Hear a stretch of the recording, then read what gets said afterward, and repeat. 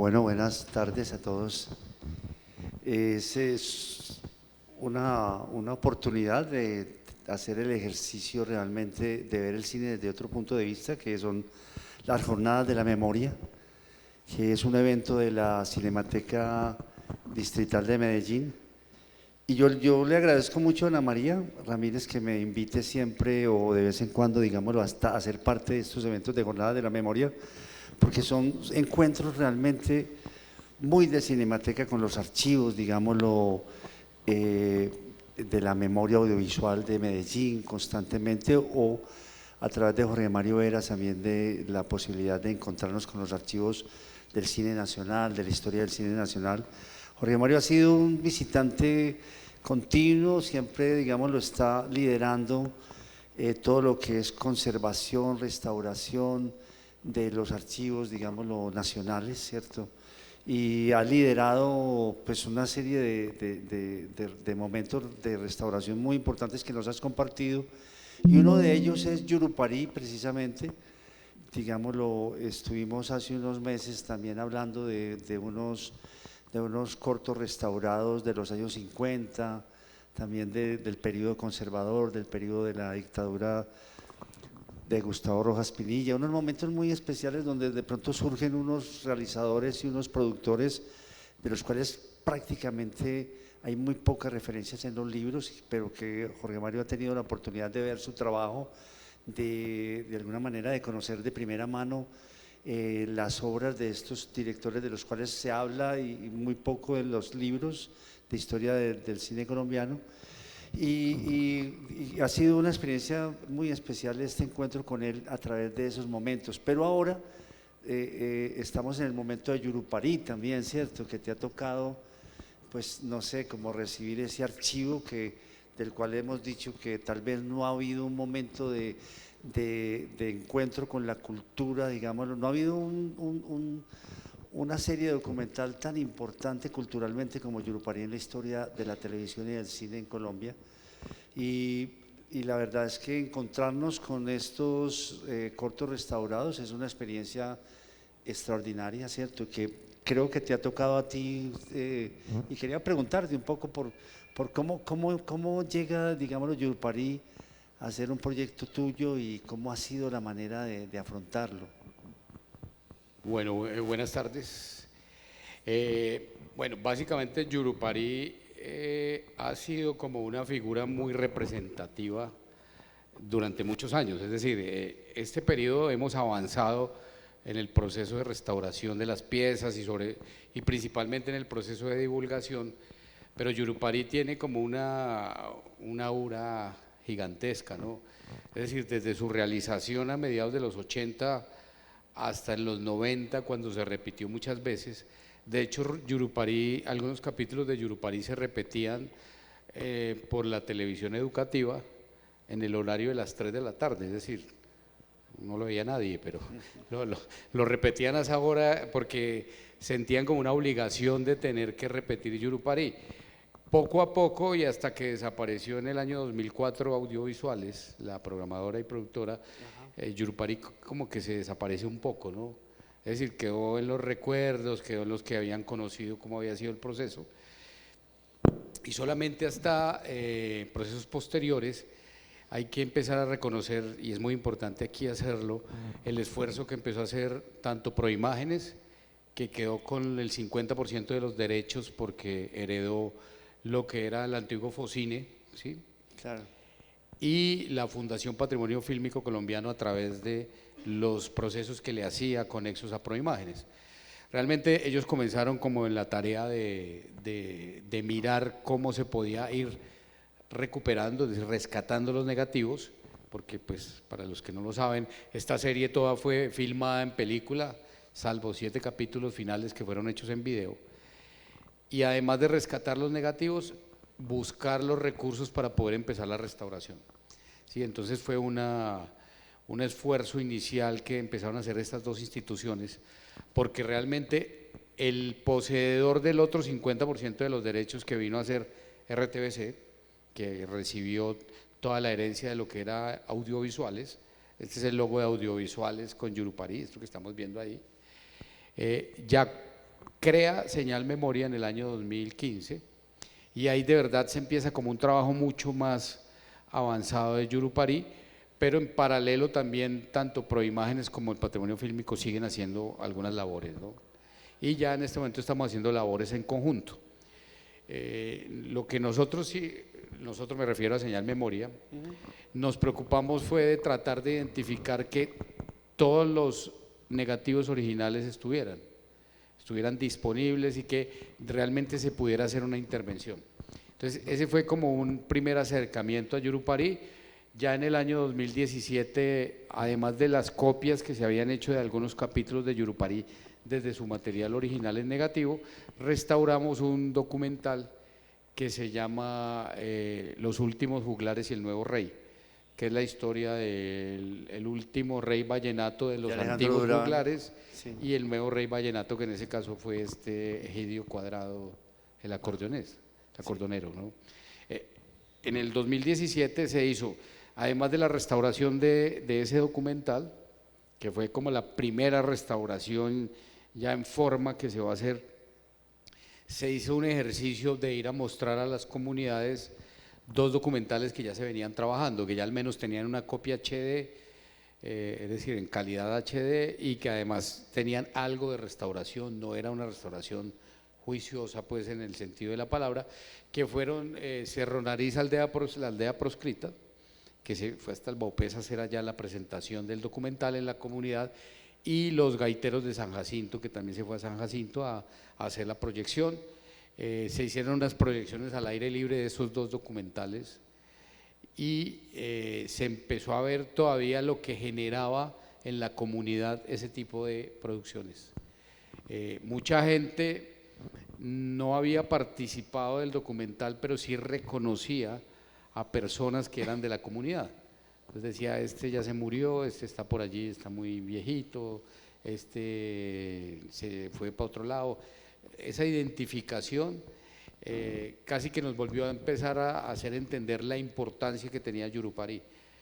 Por eso hasta ahora pues no se ha hecho nada como Yurupari, es decir, no ha habido un Yurupari 2 y creo que no lo haya, ojalá no lo haya, pues que haya otra cosa mejor de pronto, ¿no? Porque Yurupari tiene esa identidad, tiene esa característica particular que porque mucha gente ha dicho y ha propuesto hacer un segundo Yurupari, pero realmente sería otra cosa y no tendría como esa alma, o tendría otra estructura y otras formas diferentes.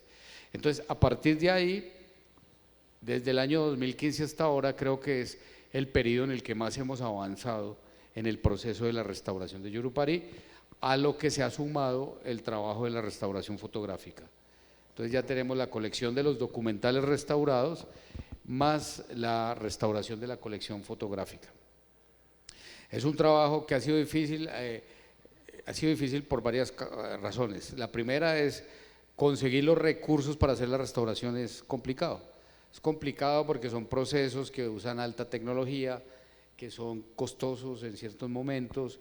Mucha de esa tecnología no está en Colombia. Por ejemplo, el escáner para poder registrar el material fílmico y convertirlo en un archivo que se pueda manejar para restaurar digitalmente la imagen. Eso se ha tenido que hacer en la mayoría de los casos por fuera. Ya esperamos que a partir de este año ya lo podamos hacer completamente acá, porque el resto del proceso, que era la restauración digital de imagen y la restauración digital de sonido, sí la hacemos aquí en Colombia, ¿no? Entonces ha sido toda esa búsqueda de poder primero conseguir los recursos, esa es la primera dificultad. La segunda dificultad es que igual esta es una serie de padres separados, o sea, la mamá tiene el 50% y el papá tiene el 50%, y hasta ahorita se están volviendo a hablar, ¿sí? Hasta ahorita hace 2, 3 años. Entonces era difícil avanzar, porque si una parte quería avanzar, la otra no quería avanzar, y si esta parte avanzaba, esta quería ganar, obtener ganancias de lo que esta parte había avanzado. Entonces, ¿Pero son patrimonio fílmico? No, las dos partes a las que me refiero es Proimágenes, ¿Proimágenes? Y RTBC. Ya. Son 50 y 50, que son los propietarios de los derechos patrimoniales de Yurupari. Ya se ha logrado unos consensos y hemos podido ya trabajar en forma. Entonces ya Llevan 33 documentales ya llevamos restaurados. 33 documentales, incluyendo 7 que son de origen de video, de origen magnético. La última tanda de documentales fue una tanda que se logró a través de una gestión de una beca de la FIAT. La FIAT es la Federación Internacional de Archivos de Televisión, se presentó el proyecto Yurupari como Memoria del Mundo y se obtuvo una beca para escanear 10 negativos y logramos escanear 10 nuevos capítulos de Yurupari, de los cuales ya tenemos 3 restaurados que se están estrenando aquí en Medellín. O sea, no se han estrenado, no sé si ya estrenaron acá, pero están en la programación, es decir, están para estrenar, que son El Carnaval del Diablo, Pedro Flores y Juegos y Rondas Infantiles del Atlántico y Pacífico. Esos 3 hacen parte de esa última tanda de Yurupari que están en estreno aquí en la muestra. Los otros 7 los estamos en este momento restaurando, que es como la última tanda para completar los 33. Y pues la idea, que es un proyecto como a 3 o 4 años, es tener toda la serie restaurada. Ese es un poco el proceso. Estos últimos están bajo la supervisión de Juana Suárez, ¿cierto? Un poco, y de Juan Sebastián Quebrada. No. No son de esos. No. Realmente, o sea, Juana… Ellos tomaron unos Ellos especiales. hicieron una restauración de un documental. ¿Solamente? No, Juan Sebastián Quebrada, Sí. que hizo como una parte de corrección de color. Los otros, en algunos de los procesos iniciales, por ejemplo, la minería del hambre, Cerro Nariz, a través de una beca de la FIAT también, presentada por Proimágenes a través de Juana Suárez, se hizo ese proceso. Y ahorita estos que hicimos de la FIAT, también Juana era la encargada desde Proimágenes. Por eso hablo del papá y la mamá, ¿no? Entonces, desde Proimágenes estaba ella, pero quienes está haciendo ahorita la restauración digital es Señal Memoria. Sí. Que está ¿Y haciendo… el resultado cómo lo has visto tú? ¿Tú lo has controlado, digámoslo? Sí. ¿El resultado, has trabajado con los fotógrafos, digámoslo, obviamente? Pues con el único que está vivo, que es Fernando Riaño, ¿no? Sí. Que es que lo he tenido cerca, pues ahí, porque con él, Fernando Riaño, para los que no sepan, es un director y un director de fotografía muy reconocido, Sí. pues ha hecho obras muy importantes, dentro de las que está una serie, de las series más importantes de naturaleza subacuática, que se llama Expediciones Submarinas. Entonces con él estuvimos haciendo la restauración de Expediciones Submarinas y ya después algunos capítulos de Yurupari que él o fotografió o dirigió. Por ejemplo, el Walí, que es uno de los rituales más importantes de la comunidad negra, y otro como el Aguacerito, donde él fue el fotógrafo, y Jaime Osorio, que era un director muy conocido, el de Confesión Laura, Sí. fue el director de ese capítulo. Entonces es como el único fotógrafo con el que hemos estado de cerca. ¿Y cómo has trabajado lo de Jorge Ruiz, digámoslo, todo ese trabajo tan importante de él? ¿Te has encargado personalmente ya tú de alguna manera de supervisarlo como fotógrafo? Sí, tanto de supervisarlo como de hacer algunos de los procesos, ¿no? Sí.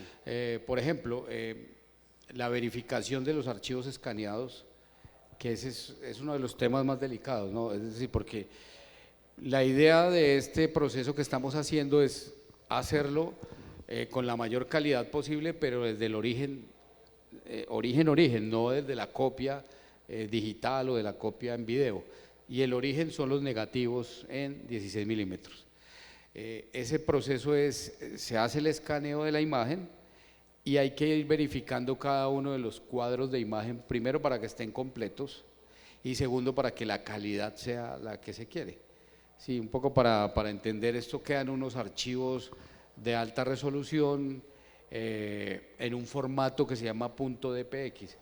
.dpx es como si cogiéramos cada imagen y la volviéramos en archivo fotográfico .tif, pues para no hablar pues de cosas técnicas muy profundas, pero entonces cada imagen es como una fotografía de alta resolución y son 24 imágenes cada segundo, entonces hay que verificar que cada uno de esos cuadros quede correcto, tanto a nivel de la imagen como a nivel del sonido, ¿no? Que son las dos componentes. Y ya después sí, todo el proceso lo vamos haciendo y lo vamos supervisando parte por parte, es decir, toda la imagen. hay una ingeniera de sonido, bueno, hay otro ingeniero de sonido que está trabajando en la restauración de sonido, y ya después integramos las dos partes para conformar como la pieza final restaurada. Pero ese es un trabajo permanente de supervisión. Yo te pregunto por Gloria. Gloria Tirana ha estado pendiente de las restauraciones, de los resultados. ¿Has entrado en relación con ella y te ha servido, digámoslo, lo que ella te cuenta, me imagino, no? Pues ella nos ha contado muy poco, por ahí entre el 2017 y el 2018 hubo algunos acercamientos, pero realmente su estado de salud empeoró un poco. Ya. Y en los últimos 2 años ha sido difícil, pues porque no, tiene movilidad difícil, bueno, tiene una serie de circunstancias personales, pero sí ha estado muy atenta a lo que se ha hecho y ha visto muchos de los resultados y obviamente han quedado pues muy contentos con el resultado, básicamente porque lo que están viendo ahora, es decir, el resultado final que están viendo, ni siquiera en el momento de la realización lo pudieron ver. Entonces están viendo algo que ellos hicieron, que estaba ahí, pero que no habían podido ver. Generalmente los telecines, cuando se hacían las copias después de hacerlo en 16, el telecine era muy defectuoso, era opaco, muy… Sí, era de muy poca calidad. Sí. Realmente, Yurupari, lo que pasó es que en el corto tiempo que se hizo, para hacer una producción en fílmico, era muy rápido el esquema, ¿no? Es decir, había que tener un capítulo cada 8 días casi. Entonces eso implicaba que filmaban, iban al laboratorio, hacían el revelado, sacaban el telecine. ¿Qué es el telecine? Básicamente una copia del negativo fílmico, una copia en video, y ahí acababa el proceso. Eso llegaba, hacían el montaje, ponían el sonido y sacaban la copia de emisión, que era la que se emitía por los canales de televisión. Pero no había una forma de trabajar la imagen que estaba en el negativo. O sea, digámoslo, la calidad de cine solo se ve ahora. La calidad fílmica como tal. Fílmica como tal realmente se está viendo ahora. Sí, porque ellos realmente en el esquema de trabajo que tenían montado en ese momento no tuvieron la posibilidad de ver esa calidad fílmica. Pero es cierto que el resultado, digámoslo, es de parte de Jorge Ruiz, es increíble. Es decir, la velocidad con que hacían estos documentales, claro, y el resultado, la calidad fotográfica es extraordinaria. Sí, Jorge Ruiz es uno de los directores de fotografía de los capítulos, principalmente los capítulos que dirigió Gloria Triana. Sí. Y realmente es impresionante el trabajo de él y el trabajo de Fernando Riaño. Realmente es un trabajo muy destacado a nivel de imagen, ¿sí? Es decir, uno ve… Es un momento como privilegiado un poco del cine, claro, documental colombiano, y que era también el cine de los años 80, sí, en donde todo el mundo estaba haciendo sus Pues yo sus creo proyectos. Que ellos tuvieron varios privilegios. El primero, poder filmar esa serie en 16, ¿no? Sí. Y tener buena cantidad de película para poder gastársela en la producción de cada documental. Y segundo, tener la posibilidad como de ellos mismos controlar casi que todo. Es decir, operar la cámara, medir la luz, enviar al laboratorio, recibir el material después del laboratorio. Entonces es un privilegio que tuvieron y se siente, obviamente, pues más su talento como fotógrafos, se siente en el trabajo final de cada documental, ¿no? Sí. Entonces, no sé, yo quería mostrarles unos fragmentos de cómo estaba antes, cómo está después, para entender un poco de qué es lo que estamos hablando en este momento.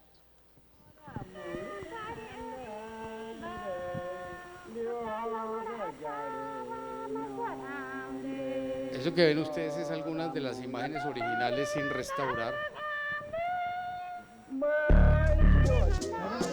Y es un resumen de las temáticas que abarca Yurupari.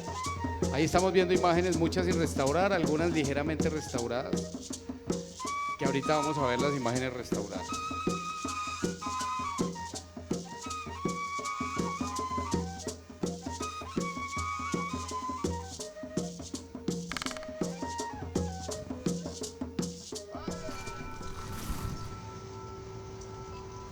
Estos básicamente videos que se enviaron para poder concursar por las becas para obtener recursos para desarrollar la restauración.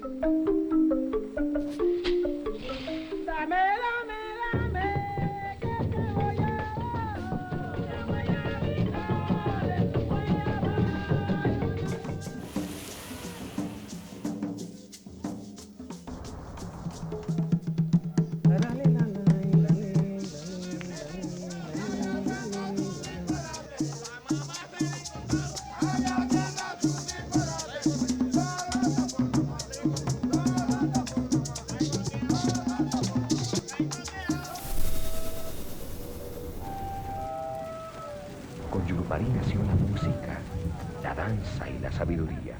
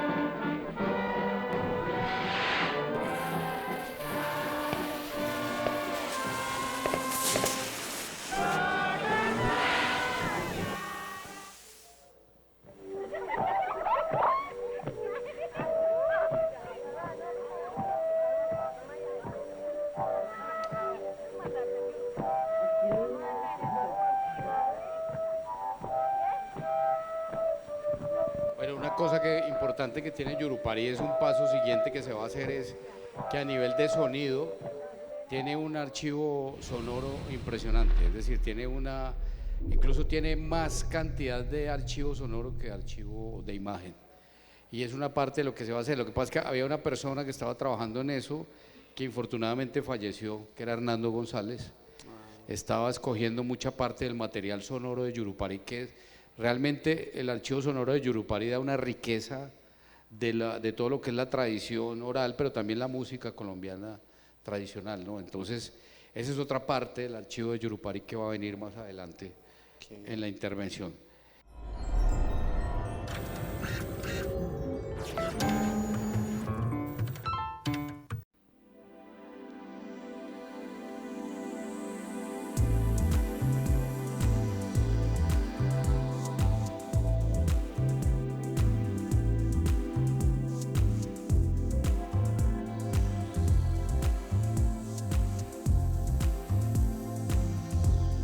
Así queda el archivo original después de escaneado.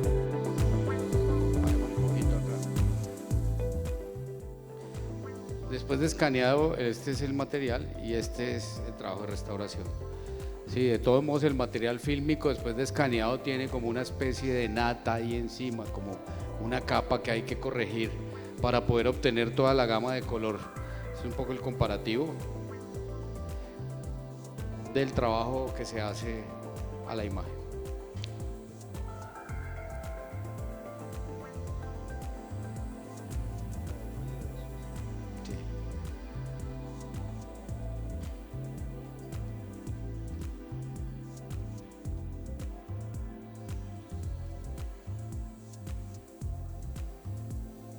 Estas imágenes corresponden a uno de los documentales que estamos estrenando acá, que es el Carnaval del Diablo.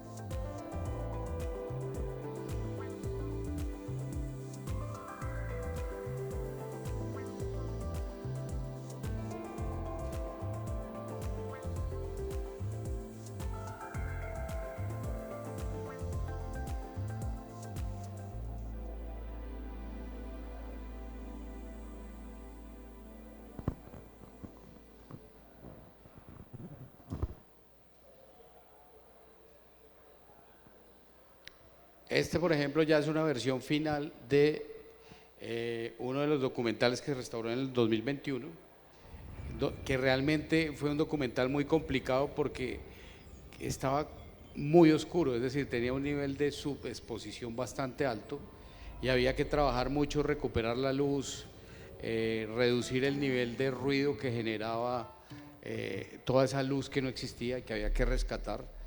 Entonces fue un poquito complicado, fue uno de los más complicados de restaurar. Vamos a ver un pequeño segmento.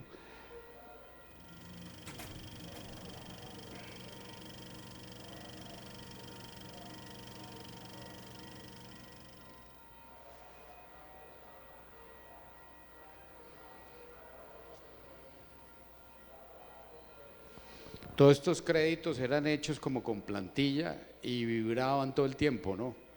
Entonces parte de lo que también hay que hacer era estabilizar esos créditos para poder mantener la calidad de los créditos originales. Porque una cosa importante es que el trabajo de restauración que se hace en general a nivel de preservación tiene que ver con mantener la identidad original de la pieza audiovisual. Sí, es decir, no es la construcción de una nueva obra audiovisual, porque esa es otra cosa, ese es otro trabajo y eso es otra forma de narración. Pero aquí lo que se busca es tratar de ser lo más fiel posible al original, con las herramientas actuales tratar de reconstruirlo y dejarlo de la mejor manera posible a nivel de imagen y sonido.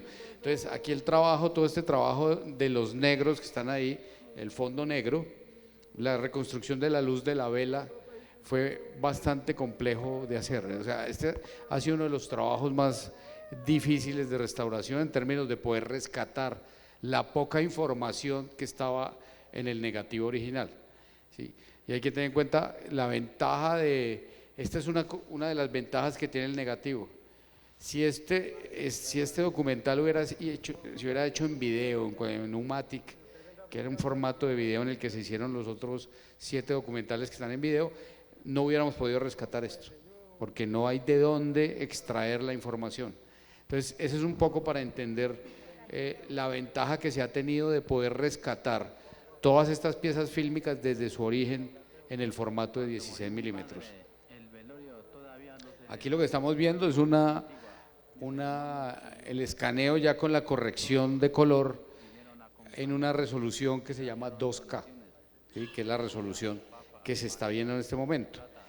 Todos estos materiales al final están quedando en resoluciones de imagen 2K y 4K, que es para poder tener proyección a futuro de este tipo de materiales, y adicionalmente se están guardando en un tipo de cinta de almacenamiento que se llaman cintas LTO. Las cintas LTO son unas cintas magnéticas que permiten grabación de información digital y que nos dan, por pruebas de envejecimiento acelerado que se le ha hecho a esas cintas, nos dan la posibilidad de conservación de por lo menos 50 años. Entonces, ese es uno de los repositorios de conservación. Lo ideal hubiera sido volver a un soporte fílmico, es decir, hacer una copia en cine, pero realmente el presupuesto para poder hacer eso tendría que ser muy alto y no se logra, pues, de verdad. Este documental es un documental, no sé qué día estará programado acá, pero se los recomiendo que se lo vean porque es un documental que hacen las comunidades guambianas, o lo que antes se llamaba guambiana y ahora es Misak, sobre el Día de los Muertos, la representación del Día de los Muertos que ellos hacen en su comunidad, y realmente es un documental que parece una película de ficción. Parece una película de ficción, sí, Sí, claro. está construido como si fuera todos los personajes bien ubicados, cada uno cumple su papel, incluso al final del documental, pues para no contarles el final, pero hay una puesta en escena donde hay más de 300 participantes de la comunidad y todos están bien dirigidos. O sea, Este es de Ofelia Ramírez, ¿cierto? Ramírez, pero o sea que no, digámoslo, no tiene la impronta de Gloria, porque no. Gloria era más documentalista Pero yo aquí sí veo la impronta como de Fernando Riaño, por ejemplo. ya, es fotografía de Pues, Riaño, sí, ¿cierto? Y que cámara. fue el que puso como, marcó toda la pauta de cómo eran los personajes, dónde se ubicaban, etcétera. Entonces, esta ya es una versión final. Lástima no poder verles que el archivo que íbamos a abrir antes era como el antes, es decir, cómo estaba el material originalmente y ver cómo quedaba el resultado. ¿Tú has visto, digámoslo, hablando ya como realizador y como cineasta, tú has visto diferencias obviamente en la manera en cómo dirigen Gloria por un lado, con Jorge Ruiz y de pronto esta directora Ofelia Ramírez? Sí. Sí, yo siento, por ejemplo, en el caso de Gloria hay mucha interacción con los personajes, ¿sí? Las personas nativas Sí, y sí, que son protagonistas. Y permite mucho el trabajo del fotógrafo, pero ella controlando cómo entra el personaje y cómo sale. En cambio, en el caso de Ofelia creo que hay como más una mirada antropológica que a mí a veces me parece distante, ¿sí? A veces como turística, que hay es como… mucho menos vida cotidiana con Exacto. Ofelia, o sea, tiene una idea más Entonces, antropológica, menos de vida cotidiana, que tiene exacto. más Gloria. Gloria tiene una Tiene un empatía con la acercamiento más con la gente, gente, sí. ¿cierto? Y como una forma de verlas, Aquí afortunadamente el fotógrafo se integró y se metió allá con la sí, cámara y trató de estar con la comunidad. Pero principalmente creo que es un trabajo más visual, ¿no? Es decir, más de acercamiento que sentir un trabajo de dirección como tal, ¿no? Porque no solamente en este documental, sino en otros, por ejemplo, La ofrenda de las frutas, que es otro que dirige ella, sí, siente uno como ese trabajo más de un, no sé, de un antropólogo, sí. Y se olvida un poco del medio en el que está. Y realmente el medio es un medio audiovisual. No es decir, a lo que voy es que no está escribiendo un libro, ni un artículo, ni va a publicar una sí. investigación, sino que va a contar a través de una narración audiovisual y a veces siento que se le olvida, que está construyendo un relato para el audiovisual, cosa que no ocurre pues con Gloria ni con… Con Gloria, porque Gloria tiene la idea de la vida cotidiana y de la fiesta cotidiana que se manifiesta, digámoslo, de una manera espontánea, pues, es decir, se manifiesta casi en un tiempo cinematográfico presente, Exacto. ¿cierto?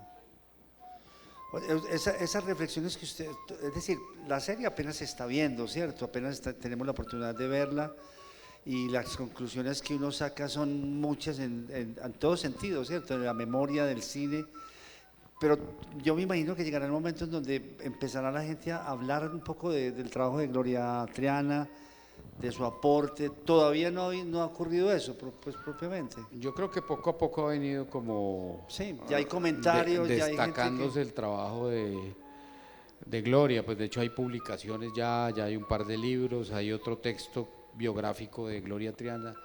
Sí, Entonces sí se ha empezado como a reconocer todo ese trabajo de Gloria Triana.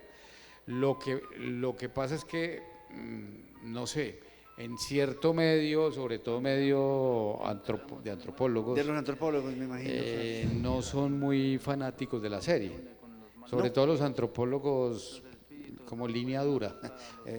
No soy antropólogo, pero pues los que son como muy apegados al sentido de la antropología, ¿no? Entonces he escuchado comentarios de ellos, pues no sé si valga la pena decirlo, pero pues dicen que la serie es sobrevalorada y que el trabajo de Gloria también, pero pues como en todo hay comentarios, sí, sí, sí, sí. pero sin embargo yo creo que esta serie lo importante es seguirla analizando desde el punto de vista cinematográfico más que antropológico. Y me parece más que es una serie que hay que verlo desde lo sociológico y desde la evolución como sociedad Sí, que desde la antropología. Porque me parece que esa visión antropológica que se le ha querido dar al análisis de esta serie ha sesgado un poco la importancia de la serie, la importancia como un documento y como un relato audiovisual fundamental para la historia de Colombia, ¿no? Entonces, por eso creo que es bueno desligarse. Por eso cuando nosotros hacemos la restauración realmente nos alejamos un poco de ese tipo de criterios, ¿no? Es decir, esos criterios, yo al dirigir ciertos procesos de restauración me alejo un poco de esos criterios porque son criterios que a veces limitan el trabajo que uno está haciendo. Realmente uno está rescatando una pieza patrimonial igual de importante como una primera comunión o como grabar un matrimonio, es decir, tienen como el mismo nivel de importancia. Entonces hay que, por eso en estos procesos principalmente nos hemos guiado por el hecho de que esté en riesgo un documento audiovisual, de que esté en riesgo de desaparecer porque tiene problemas de desgaste, porque tiene deterioro físico, porque una persona lo tiene mal conservado. Ese es como el criterio inicial que nos motiva a hacer este trabajo. Si no, no podríamos hacer nada. Quería preguntarte un poco también como para profundizar en eso. Es decir, hay muchas, digamos, los procesos de la memoria de sociales que han desaparecido, que han perdido, digamos, la vigencia en todas estas fiestas, que están aquí.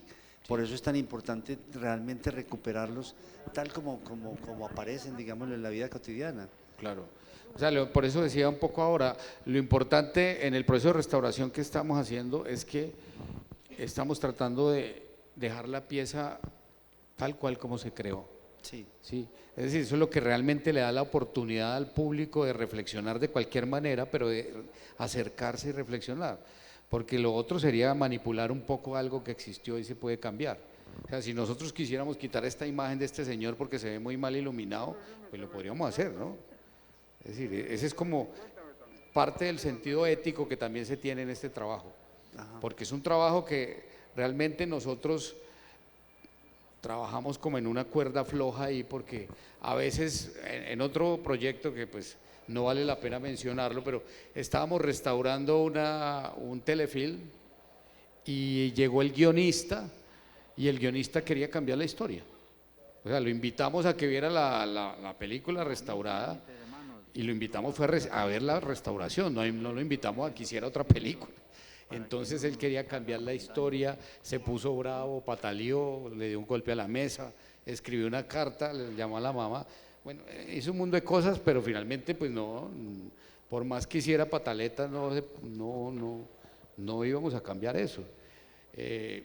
A mí me pasó, yo en cierto momento estuve trabajando en Italia en un laboratorio de restauración y había una directora muy importante que se llamaba Agnès Varda. Estaban ahí restaurándole una película porque ella había ganado un premio, para los que conozcan esa cineasta, y nosotros estábamos trabajando en una sala y por allá se empezó a escuchar unas personas que gritaban, peleaban y todo el mundo, uy, ¿qué pasó allá?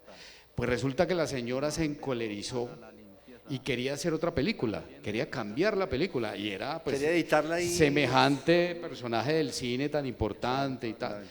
Y el restaurador le dijo, me da mucha pena, pero yo no le cambio un solo plano de los que están acá, porque yo estoy haciendo una restauración patrimonial, no estoy haciendo una obra nueva. Para hacer una obra nueva hacemos otra cosa, otro contrato, otras cosas, pero no para lo que estamos haciendo. Y la señora se puso muy brava y era Agnès Varda y tal, pero no pasó, no se le cambió, porque realmente eso es parte de la memoria, esa es la parte fundamental de la memoria, porque no podemos estar cambiando los documentos de la memoria cada vez que se nos ocurra que eso no era así. Entonces, y eso no solamente ocurre con lo audiovisual, sino con otras cosas, pero pues en esto es en lo que trabajamos. Entonces, ese sentido de pues sí, de la ética, pero también el sentido de respetar la memoria es fundamental en este trabajo. Y hemos tratado de mantenernos como lo más firme posible. Mario, yo te pregunto, ¿cómo se va a divulgar, digámoslo, todo el resultado de esta serie? ¿Se va a hacer una antología? ¿Se va a hacer para pasarlo por los festivales? Por ahora, pues hemos tenido como varias estrategias de divulgación. La primera es participar en eventos como este, hacer la exposición. La segunda, que ha tenido mucho éxito, y digo mucho éxito porque las personas de mercadeo que miden las métricas y eso de las consultas a las páginas OTT, a las plataformas OTT, sí, en este caso de rtvcplay.co, se han encontrado una cosa muy curiosa. ¿Sí? Creerían que ellos lo último que ven es el frailejón y todas estas cosas nuevas que hay, pero realmente al hacer las métricas, los que más han marcado son una película de 1956 que se llama Dos Ángeles y Medio y los capítulos de Yurupari. Y también se pensaría que quienes consumen o quienes ven eso son personas mayores y realmente el consumo está entre personas de 21 a 31 años. Entonces es muy curioso, ¿no? Porque en esa plataforma, que es una plataforma nueva, que también hay cosas de producciones recientes, las que más han tenido visualización han sido los capítulos de Yurupari y esa película de 1956. Entonces es muy extraño. Esa es otra de las formas de divulgación que ha sido muy útil, porque finalmente lo que queremos con esto es volver a que se vea, que genere cualquier tipo de reflexión, la que sea, pero que se vea. sea desde el antropólogo, desde el historiador, desde el señor que vende la carne, bueno, de cualquiera, pero que se vea, y creo que las plataformas funcionan muy bien. Y la otra es a través del canal Señal Colombia, que hace a veces franjas memoria, donde pasan capítulos restaurados de Yurupari y de otras series diferentes. Al final la idea sí es hacer una gran colección pues la idea es como llegar al capítulo 40, hacer una primera colección de 40 capítulos y después hacer la colección completa para divulgarlo y para que esté en las universidades, en los institutos educativos, en los institutos de cultura, bueno, todo este tipo de entidades, las cinematecas, y que esté asequible y que la gente lo pueda ver, ¿no? Sí, bien. De pronto, preguntas aquí del público, preguntas a Jorge Mario, aprovechar que nos hable de la serie.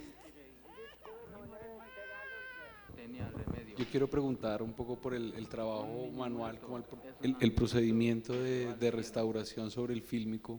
Si nos cuentas como gráficamente cómo es el trabajo, el proceso. Sus padres llamaron a los músicos.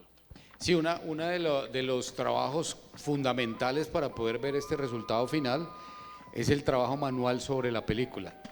Esa parte que es la que se llama preparación y restauración física, básicamente consiste en inspeccionar la película, inspeccionar el negativo, mirar que las perforaciones que tiene cada negativo estén completas y si no están completas, hacer la restauración segmento por segmento, hacer los empalmes en el caso de que haya una ruptura para que el escáner pueda leer la película de manera continua.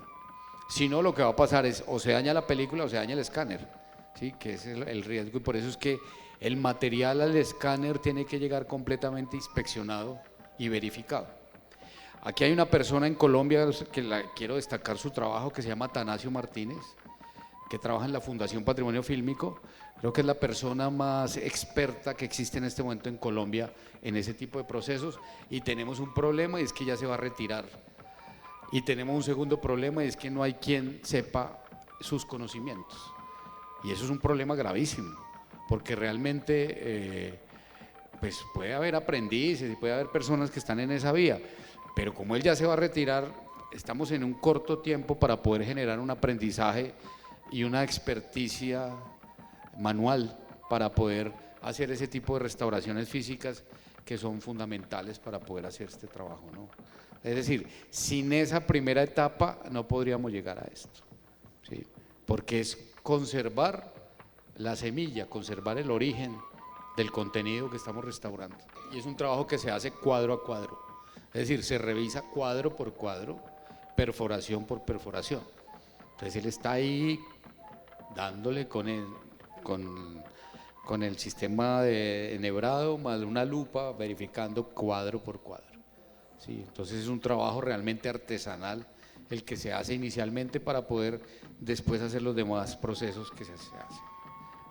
Pues yo creo que aquí básicamente es un trabajo primero de gusto y dedicación, porque es que realmente hay mucho tiempo que invertirle, y lo segundo es un conocimiento técnico y tecnológico y tener voluntad de estar aprendiendo constantemente. ¿Por qué? Porque, por ejemplo, en las tecnologías digitales, cada 6 meses hay un software nuevo, hay una actualización nueva, hay un cambio en la herramienta de color nueva, y si uno no está ahí como permanentemente pendiente de lo que está ocurriendo, se lo lleva la información, ¿no? Y el problema es que lo digital sigue siendo la tecnología más insegura que hay, ¿sí?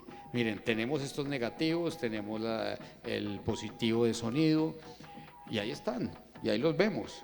¿Dónde está el negativo, por ejemplo, En Señal Memoria y en Patrimonio Fílmico. Ahí los tenemos. En una bóveda donde controlamos la temperatura, la humedad y la luz. La temperatura está a 14 grados, la humedad está a 45% y el nivel de incidencia de la luz está en una medición en lux de 50. Esas son las condiciones de almacenamiento que tienen en este momento tanto los materiales magnéticos como los fílmicos. Obviamente los fílmicos, cuando empiezan a presentar algún grado de deterioro, lo que nos toca hacer es procesos de enfriamiento para poder estabilizarlos antes de que se deterioren completamente, ¿sí?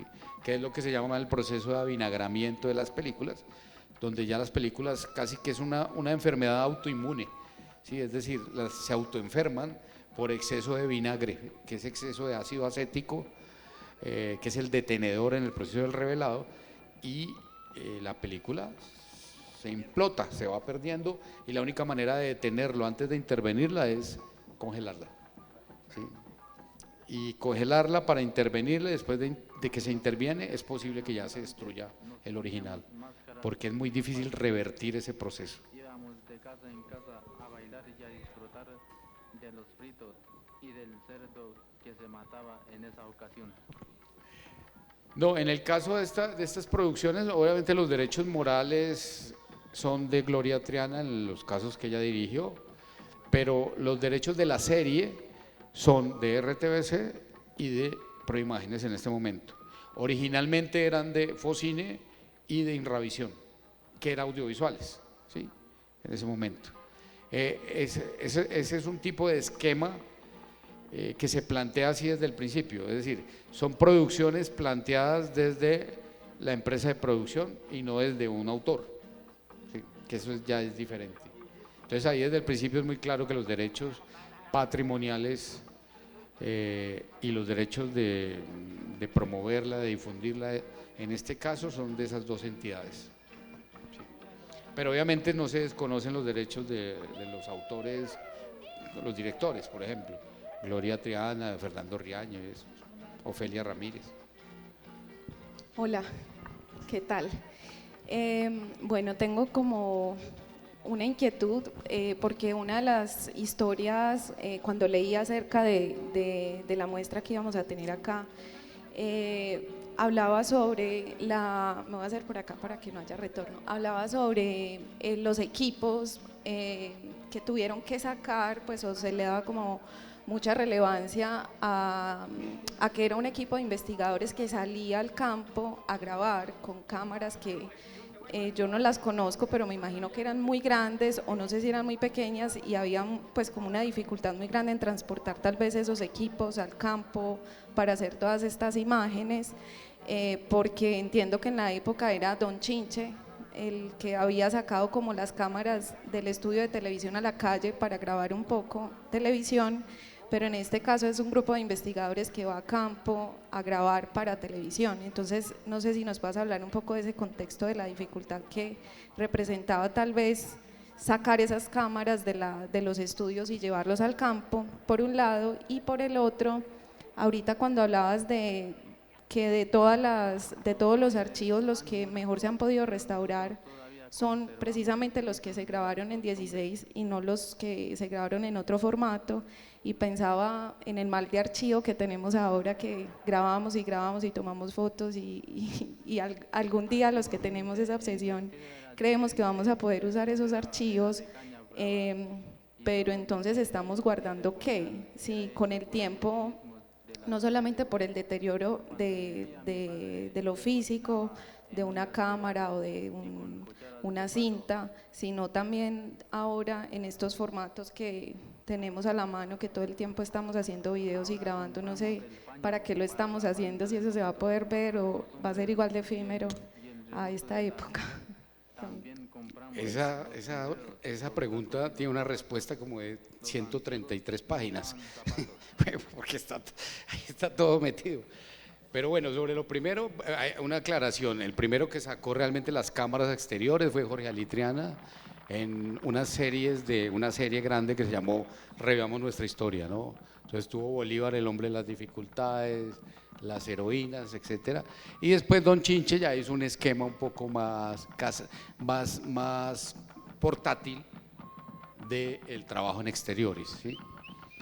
Pues el caso de Reveamos Nuestra Historia lo conozco porque hemos restaurado casi toda la serie, desde Bolívar hasta lo último que restauramos fue una serie de 2 capítulos que llama La Soberanía Nacional, que hacía parte de eso, y que realmente a finales de los 70s, que sacaron una cámara, era una cámara de un formato que se llamaba 2 pulgadas, donde la cámara era más grande que esta mesa, sí, entonces realmente era en exteriores pero era anclarse en un sitio para poder grabar los exteriores. Ya en el caso de Don Chinche ya sí era una cámara más liviana, primero una cámara Umatic, después Betacam, que eran formatos, y era más liviano. En el caso de Yurupari, realmente era un equipo muy ligero. Nosotros no trajimos aquí yo lo quería traer el magazine original, que era una cámara Eclair, de marca Eclair, super 16 milímetros, que realmente se grabó en 16, y era realmente pequeña, ¿sí? Era un equipo realmente portátil. El grabador de sonido era una grabadora Nagra pequeña, realmente lo más pesado era el trípode, ¿sí? Que era un trípode casi esos de topografía, que tenía un peso, pero la cámara, la óptica y el grabador de sonido eran para la época e incluso para ahora relativamente portátiles, ¿sí? Entonces no era tan complejo. Lo que era complejo era llegar a los sitios donde ocurría eso. Por ejemplo, hay una serie que se llama, un documental de Yurupari que se llama El Aguacerito, que está programado, no sé si ya pasó. Ese capítulo fue muy difícil llegar allá. Me lo contó Fernando Riaño, que fue el que hizo ese capítulo, y la llegada allá había que atravesar la selva, había que llegar en lancha después y después caminar para poder llegar allá. Además, las condiciones de esa frontera entre Antioquia y Chocó es una zona muy húmeda, entonces llovía todo el tiempo.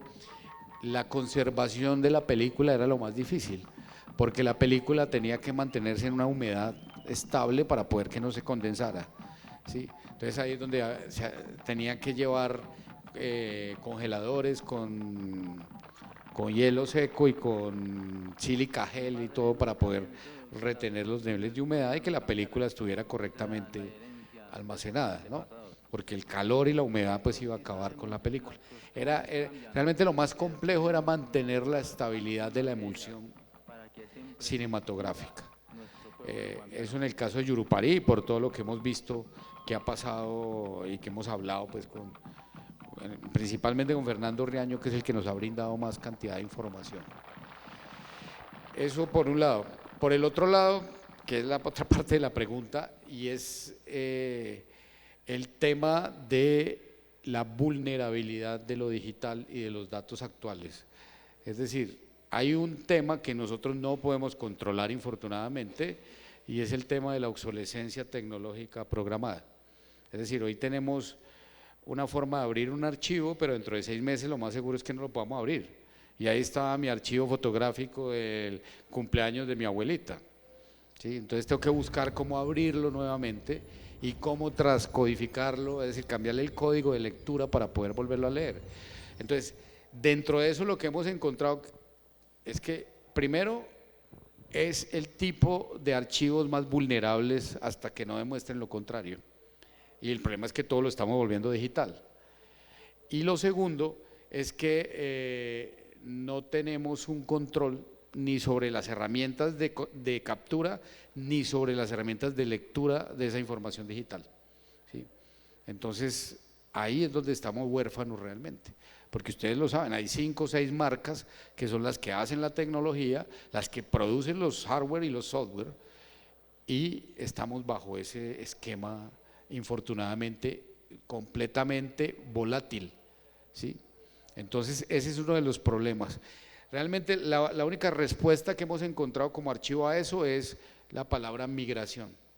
Tenemos que estar migrando de manera permanente, con todo lo que implica migrar, para poder mantener al día la información y evitar que se vaya a perder por un problema tecnológico que no controlamos, ¿sí?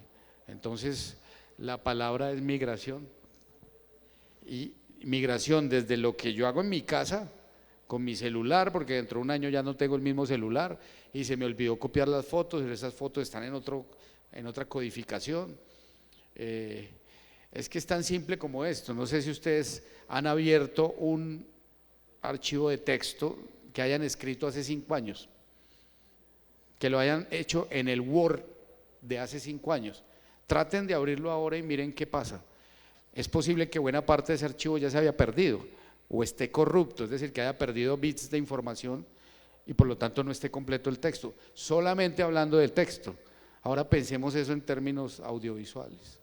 Entonces realmente es una reflexión importante que hay que hacer y lo que pasa es que se está tomando muy a la ligera porque la respuesta que se ha dado a eso es una palabra que se llama nube, y resalta que la nube no existe.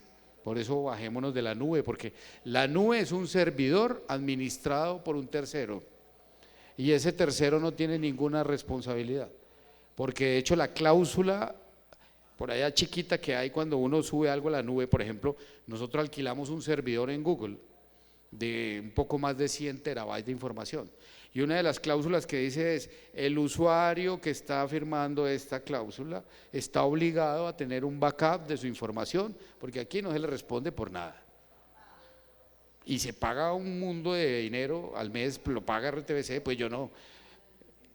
Y eso hablando de una cosa alquilada y de un presupuesto alto. Ahora pensemos en nuestro archivo de Gmail guardado en la carpeta que tengo ahí. Entonces es un poco la preocupación que tenemos, es decir, hacia dónde va esa información. Y por otro lado, el volumen diario de información que se está produciendo. ¿Qué vamos a hacer con ese volumen diario de información? Y mucha parte de esa información se está guardando en repositorios digitales como portales web, por ejemplo. Entonces, y los portales web se renuevan casi diario. ¿En qué momento vamos a poder guardar una copia de el portal web de la Cinemateca de Medellín de ayer, que va a ser diferente al de hoy porque la programación hoy cambió? ¿Sí? Es decir, esos son el tipo de cosas sobre las que estamos buscando qué hacer. Y es una reflexión bien difícil, ¿sí? Porque, no sé si ustedes vieron la película Blade Runner, la versión, la Blade Runner 2049, donde había un tipo por allá que trabajaba en un archivo y que era el único que había sobrevivido a lo que se llama el apagón digital. Entonces, en uno de los diálogos, él le dice a una usuaria que llega ahí y le dice: no, es que mi mamá me contaba que en las fotografías que tenía de mí cuando era bebé eran muy buenas, pero ya no queda sino en el recuerdo, porque después del apagón digital ya no hay nada más allá del recuerdo. Y eso es lo más tétrico que pueda pasar, pero es una cosa que está bien cercana, es decir, de hecho yo he perdido fotografías que tenía en mi teléfono celular porque nunca las copié y después las traté de abrir y no me abrieron, y eran para mi vida, eran muy importantes, pero ya quedan en el recuerdo porque ya no existen. Entonces por eso te decía que ese era un libro como de 300 páginas, porque es un tipo de búsqueda y de preocupación que tenemos ahorita, porque finalmente esto que ustedes están viendo es un archivo digital ya, pero la ventaja es que tiene la materialidad del soporte. Es decir, si este se pierde, yo eventualmente puedo volver, así sea con la vela, a generar unas impresiones de los fotogramas del negativo, pero los archivos digitales, nativos digitales, que no tienen materialidad en un soporte, ¿dónde están? ¿Qué es un archivo digital? ¿Un disco duro? No. ¿Qué es un archivo digital? Realmente, desde el punto de vista de la materialidad, es uno de los problemas de reflexión más grandes que hay, porque la ventaja de esto que estamos haciendo ahora es que existe la materialidad, pero cuando ya no se lean los discos duros, por ejemplo, o las tarjetas de memoria o las memorias USB, ¿dónde está el archivo? O sea, ¿cuál es la materialidad? Por eso una de las preguntas que yo hago es: ¿qué es un archivo digital? Desde el punto de vista de lo material, ¿es que el disco duro, o el archivo que está ahí, o el software que lo lee, o el hardware que lo lee, o qué es? Pero no hay unas cintas claro, entonces ahí es donde vienen las respuestas que se han tratado de buscar, que en la mayoría de los casos, unas son más económicas, otras más costosas. Las cintas LTO de las que hablábamos ahora, que volvimos otra vez a la cinta, es una cinta magnética de posibilidad de grabación de información digital, que son las cintas LTO. ¿Cómo? No. Y la otra opción, que es la más segura, es copiar archivos digitales en material fílmico, ¿sí? Que es la otra opción que se está haciendo. Es un proceso un poco más costoso, pero también es la otra opción que se está haciendo. Entonces se están grabando dígitos en soporte fílmico de poliéster para poder almacenar la información.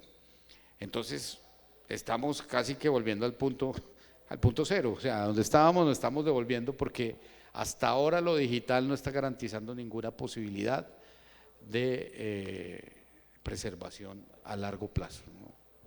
Entonces, bueno, eso es una reflexión que me parece importante haberla hecho a partir de tu pregunta, pero es una reflexión que ocurre en la cotidianidad, mi teléfono celular, el archivo que tengo, lo que sea, y en lo macro, ya en archivos más grandes, en archivos patrimoniales, aunque todos los archivos son patrimoniales, ¿no? O sea, lo que yo tengo guardado en mi celular es mi patrimonio visual y personal, pero pues también es patrimonial, pero pues es una preocupación, como les digo, va desde lo pequeño, desde lo cotidiano, desde lo personal, hasta lo grande, ya de archivos mucho más robustos. Me asalta como una inquietud un poco de tu trabajo en particular y seguramente no solamente tuyo, sino del colectivo, que seguramente tuvo mucho que ver para lograr todo lo que se está logrando con este resultado.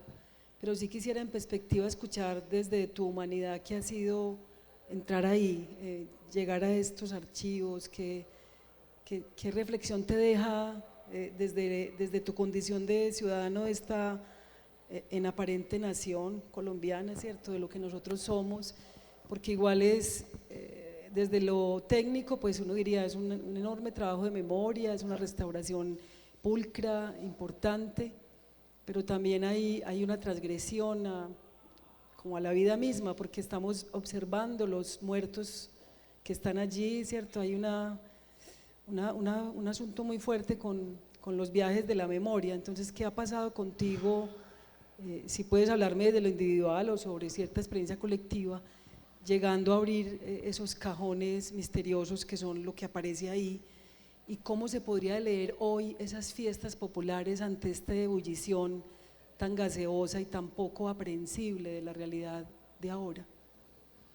Bueno, pues básicamente enfrentarse a todos estos materiales de manera cotidiana es una transformación permanente, es una transformación en la percepción de lo que cotidianamente recibimos como información. O sea, lo que yo he encontrado realmente al trabajar sobre estos archivos es, primero, lo que he tratado de alejarme ya es de las noticias en términos noticiosos, valga la redundancia, es decir, todo esto que dan las noticias, pero uno se encuentra con esta información y se da cuenta que no es tan preciso, o sea, no es tan preciso esa cotidianidad que recibimos de la información. Eso es una cosa. La otra es encontrar que realmente hay cosas muy valiosas que nunca nos contaron, ¿sí? O que nunca vimos, o que nunca buscamos también, porque no nos tienen que estar buscando para contarnos, ¿no? Pero al acercarse uno a eso se encuentran cosas muy valiosas. Por ejemplo, yo tenía una nebulosa sobre esa década del 50, sí, la década del 50, Rojas Pinilla y tal. Y uno llega con mucha prevención a ese tipo de década, ¿sí? Cuando yo me enfrenté ya a estos archivos, porque ya estamos haciendo una colección muy amplia de la década de los 50, me encuentro que había muchas cosas que no eran tan precisas como estaban ahí planteadas en los libros. Pues me refiero a los libros porque es la fuente directa de la que recibí la información, en mi caso personal, de esa década que no conocí, que no viví, y que la tenía como una década ahí un poco tétrica, pero que se da uno cuenta que es una década que realmente no fue tan tétrica. Es decir, tiene sus análisis y tiene sus puntos de vista que reflexionar, pero que hay unas cosas ahí impresionantes que realmente transformaron este país. Y yo solamente lo digo como anécdota y no es una posición política, pero por ejemplo, cuando yo encontré el discurso de Rojas Pinilla contra los bancos y me doy cuenta que a los 4 días es el golpe que lo baja del poder, me doy cuenta que la cosa no era solamente un tema de un dictador militar que estaban tratando de bajar, sino que era algo más profundo que todavía ocurre, ¿sí? Es decir, al encontrarme eso, porque realmente fue un discurso que me encontré, yo estaba buscando un material de una pieza que vimos acá que se llama La Vista, no sé si recuerdas, que era el primer documental científico de la operación de córnea en Colombia, y buscando ese material encontré ese discurso, un discurso que además está súper bien filmado, súper bien, el sonido está súper bien hecho. Entonces se encuentra uno con ese tipo de documentos que transforman completamente como esos paradigmas que se tenían y esas miradas que se habían planteado en cierto momento. Entonces yo creo que ese tipo de reflexiones diarias es, no sé si sea muy bueno o muy malo, pero pues sí son permanentes. Con lo que sí he tenido una confrontación diaria es con el tema de los noticieros. Es decir, ahora nosotros estamos interviniendo un noticiero muy importante que hubo en Colombia que se llamó el Noticiero de las 7, y realmente eso era una carnicería, es decir, pero uno miraba, o sea, se pone uno a mirar los pregrabados, ni siquiera es como la noticia presentada, sino los pregrabados, y se da uno cuenta que el periodista y el camarógrafo están sobre el mismo pedazo de carne todo el tiempo. Perdóneme pues que hable así, pero es como decir, sí, pero sin contexto, o sea, eso como el pedazo de brazo que está ahí en el suelo y el camarógrafo ahí pegado media hora haciéndole un plano al brazo y el periodista tratando de hablar ahí. Entonces uno dice, pero no tienen en cuenta quiénes estaban ahí, ni quiénes eran, ni qué hacían. Entonces, frente a eso sí he tenido una dificultad bastante amplia y bastante compleja y como una especie de, esto no lo quiero hacer yo, es decir, porque realmente me parece que es no sé, un tipo de forma de comunicación que es oportunista en cierto sentido. Porque, pues, por lo que les digo, al ver los pregrabados uno ve las otras cosas, ve el contexto, ve las otras personas y el sentido de lo que se muestra realmente es completamente, entre comillas, bueno, ni tan en comillas, distorsionado. ¿Sí? Entonces, esas son como las cosas que han encontrado. Pero realmente lo que más me ha gustado ya, pues para el gusto personal, es uno, el ejercicio diario de reflexión sobre la memoria, que eso me parece una cosa, y tener en cuenta que la memoria no es una sola, o sea, la memoria, yo creo que son muchas memorias, ¿no? Son muchas miradas y que todas las miradas son valiosas como memoria. Y lo otro es el enriquecimiento del sentido estético de la imagen, que es una cosa que ya personalmente me interesa mucho.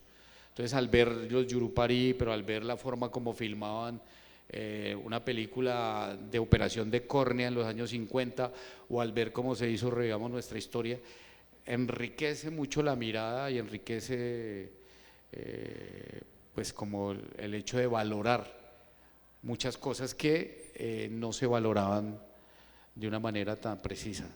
Entonces, hablo particularmente, hay una serie que ya habíamos hablado con Víctor, que se llama La Historia de Tita, que es una serie que dirigió Pepe Sánchez, que es una serie medio cruda ahí en los años 80, pero ya uno viéndola ahora, porque la encontramos y la pudimos restaurar, se encuentra uno como que es una mirada interesante, es decir, es como, ahorita, viéndola ahora puede ser un poco medio inocente, pero es muy enriquecedora para entender lo que pasaba en esos años y la forma como se estaba representando la sociedad colombiana en esos años. Hablo particularmente entre el año 85 y el año 87. Entonces creo que ese encuentro diario con ese tipo de otras miradas y otras estéticas y otras formas de contar, creo que es de lo más valioso que se ha dado. Digámoslo, tú estás todo el tiempo, digámoslo, enfrentado a todos esos materiales que te vuelven a hacer pensar sobre la memoria, sobre la historia del cine y todo eso, y muchas veces me encuentro que nadie sabe más que vos sobre esos personajes y esas películas porque las estás viendo restauradas en su extensión y demás, y no te provoca de pronto escribir sobre eso, porque es que hay autores, hay momentos, o sea, todo lo que es la historia del cine colombiano que has tenido que volver a repasar, digámoslo, restaurando, se te vuelve y se te presenta de una forma distinta como se ha hablado, ¿cierto? ¿No te provoca como un poco hacer unos comentarios sobre eso, digámoslo? Sí, por ejemplo, pues en eso en particular, por ejemplo, todo esto que hemos encontrado en los años 50, al repasar los textos sobre historia del cine en Colombia, no aparecen, como que desaparecieron por arte de magia, y uno ve la calidad técnica, la calidad narrativa y dice, pero esto ¿por qué no está registrado? Usted le puede hacer los análisis que quiera y hacer la crítica que quiera, pero no puede desaparecer un fenómeno cinematográfico que se estaba dando. Entonces, al encontrar eso, sí estoy, pues lo único que por ahora se está escribiendo, o estoy escribiendo, es un texto que se llama Diarios de Restauración, que habla un poco de los procesos de cada una de estas piezas. Pero sí me provoca como hacer como una cosa que se llame anexos a la historia del cine colombiano o algo así, como para reconstruir cosas que no aparecen por ningún lado y que uno no se explica por qué no. Si estaban ahí para visualizarse, para analizarse, y no aparecen. Entonces, creo que sí va a ser importante en cierto, pues por ahora no, pero creo que por ahora termino de restaurar Yurupari. De pronto no te toca a ti hacerlo porque estás restaurando, estás haciendo una cosa muy concreta, pero aparecen unos personajes como este productor Lizarazo que trabaja con Laureano Gómez, trabaja en el gobierno conservador, y luego el hombre pasa a trabajar con Rojas Pinilla y se convierte en un productor extraordinario. Sus productos son pues algo que no figura en la historia del cine colombiano y que tú te encuentras una pieza tras otra, ¿cierto? Sí, aparecen pequeñas reseñas ahí, pero no aparece obras como la de Marco Tulio Lizarazo, o por ejemplo el gran despliegue que tuvieron los fotógrafos en los años 50, por ejemplo. Sí, que aparecen fotógrafos, pues solo los voy a nombrar porque pues habría que dar el contexto, pero aparece Hans Bruckner, aparece este otro Botello, que es otro fotógrafo, y aparece Álvaro González, que es otro fotógrafo, que construyeron realmente esas imágenes y esas formas de narrar, y que además son de una precisión técnica y narrativa impresionante. ¿Sí? Cuando se tenía la idea de que el cine colombiano, desde el punto de vista técnico, tenía muchos problemas. Y realmente uno encuentra los negativos, restaura los negativos y se da cuenta que estaban al mismo nivel que cualquier producción que se haya hecho en esa misma época. O sea, lo que le pasa, digámoslo, a Jorge Mario Vera es que la historia del cine colombiano se le presenta, cosa que está en unos comentarios casi siempre interesados, casi siempre desvalorizantes. Claro. Y cuando ves tú las películas es otra cosa muy distinta. Es otro mundo, es otro mundo. Cierto. Es otro mundo y eso pasa, por eso hablaba del tema de las noticias, es otro mundo. Las noticias son como otro mundo, están como en otro mundo. Y esa es la fuerza de la memoria audiovisual. Claro. O sea, la fuerza de lo audiovisual tiene una memoria que irrumpe, crea otros paradigmas, como dices tú,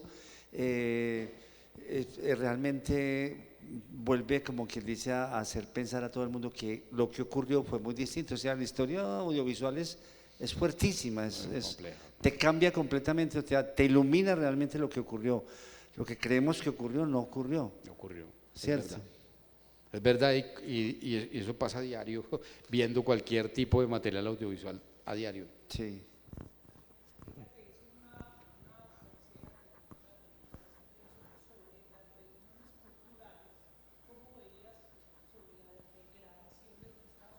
Sí.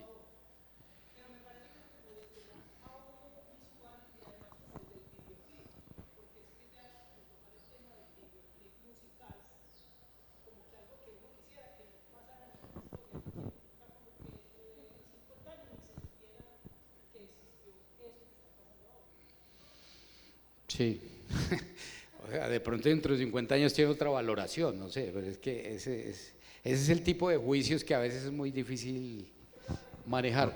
Claro, pero a mí me parece, sobre tu pregunta, yo creo que lo importante es que volver a mostrar este tipo de programas, de documentales para televisión, yo creo que sí sirve para muchos temas de reflexión.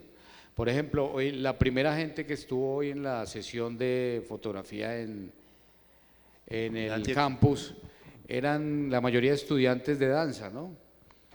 Y pudieron analizar la danza desde los documentales de Yurupari. Entonces vieron distintos tipos de danza, había un profesor que también era muy ilustrado en las danzas regionales, y se podía mirar, con una fotografía se pudo mirar cómo era el vestuario de la danza, cuáles eran sus características.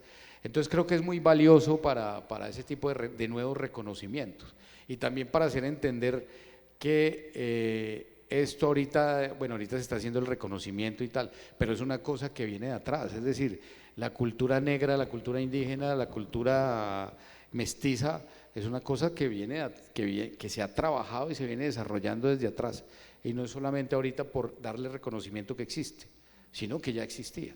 Entonces esto es como volver a reconocer algo que de hecho ya estaba ahí, existía ahí, se vivía ahí, y nuevamente lo estamos volviendo a ver, ¿no?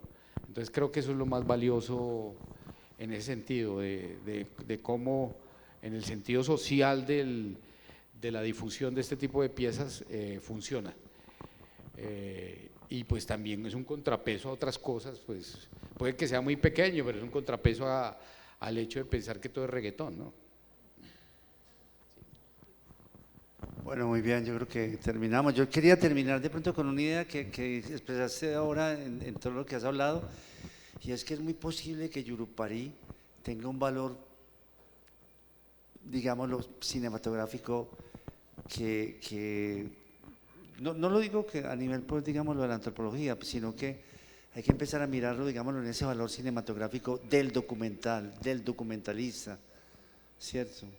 Más allá de sus contenidos antropológicos, sino que las apuestas que hacían todo este grupo de trabajo con Gloria Triana y con Jorge Ruiz y toda esa gente, los editores y todos, que son un grupo muy particular, estas personas realmente tienen una obra cinematográfica, eso es lo que es importante. Pues te lo digo, por ejemplo, yo viendo todos esos documentales, yo pensaba que bueno mostrarlo en el ITM, mostrarlo en clases de documental, porque es ahí donde realmente está la apuesta, o sea, que se logra documentalmente en este Yurupari. Sí, porque básicamente la respuesta que hemos visto cuando la gente los ve no es una respuesta de orden antropológico. Es decir, no es que yo me reflexiono, a ver, desde el punto de vista antropológico, ¿qué me dice Yurupari? No. Yurupari me está contando la historia de los muertos allá en el Cauca y cómo fuman tabaco y se emborrachan y entierran al muerto. Eso es lo que me está contando. Ese es el relato que está ahí.